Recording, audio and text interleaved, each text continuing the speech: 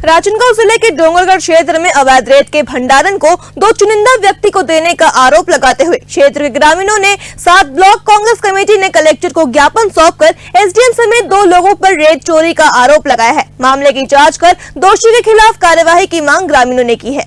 राजनांदगांव जिले के डोंगरगढ़ क्षेत्र के ग्राम मोड़पार में डंप किए गए अवैध रेत को एसडीएम द्वारा एक आदेश निकालकर चुनिंदा व्यक्तियों को देने का मामला सामने आया है, जिस पर ब्लॉक कांग्रेस कमेटी और क्षेत्र के ग्रामीणों ने कलेक्ट्रेट कार्यालय पहुंचकर एसडीएम उमेश पटेल, प्रतीक अग्रवाल और लेखराम साहू के खिलाफ करोड़ों की शासकीय रेती के चोरी का आरोप लगाया है।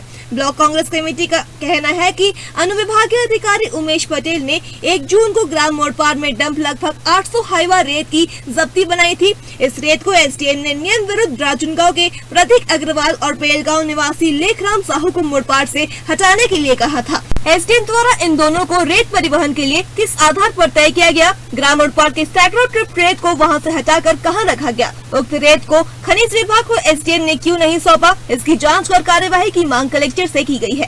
ये रेत चोरी के संबंध में मामला है। ये मामला अभी 1 से 2 दिन पूर्व ही हमारे संज्ञान में आई। जानकारी हमको मिला कि कुछ ग्रामीण अपना रेत निकाल करके रखे थे। कौन निकाल करके रखा था ये क्लियर नहीं हो पाया था।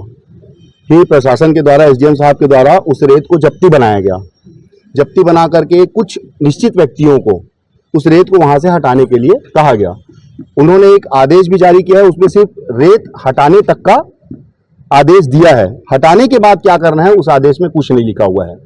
और जब उन व्यक्तियों से जानकारी ली गई, जिसमें से एक प्रतीक अग्रवाल है और दूसरे हैं आपके लेखराम साहू, जब उन व्यक्तियों से लेखराम साहू से जानकारी ली गई तो उन्होंने बताया कि उसका विक्रय कर दिया गया है। तो सच क्या है झूठ क्या है अभी जांच के पश्चात पता ही चल जाएगा।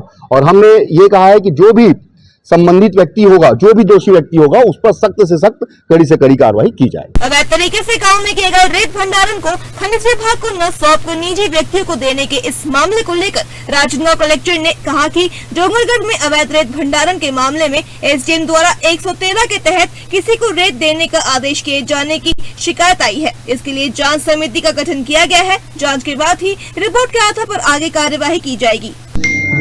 जिले में अवैध खनन को लेकर बहुत सारे मामले आ रहे हैं, उसी परिप्रेक्ष्य में डोंगरगढ़ मामला। हाँ, इसमें समय समय पे जो है माइनिंग डिपार्टमेंट और हमारा राजस्व डिपार्टमेंट, पुलिस डिपार्टमेंट इसमें कार्रवाई करते हैं। डोंगरगढ़ में भी एक इसी तरह का मामला था कि इलीगल तरीके से किसी ने रेत का भंडारण किया हुआ था, तो उसमें एसडीएम ने उसमें जो है उसको उस पर आदेश किया है 133 के तहत, और उसमें किसी को देने का उसमें आदेश हुआ है। तो इसके संबंध में शिकायतें आई हैं, उन शिकायतों की जांच के लिए, और जो कल पेपर में भी इस बात की जानकारी आई थी, तो उसके लिए हमने एक जांच समिति का गठन कर लिया है। जैसा रिपोर्ट आएगा उसके आधार पर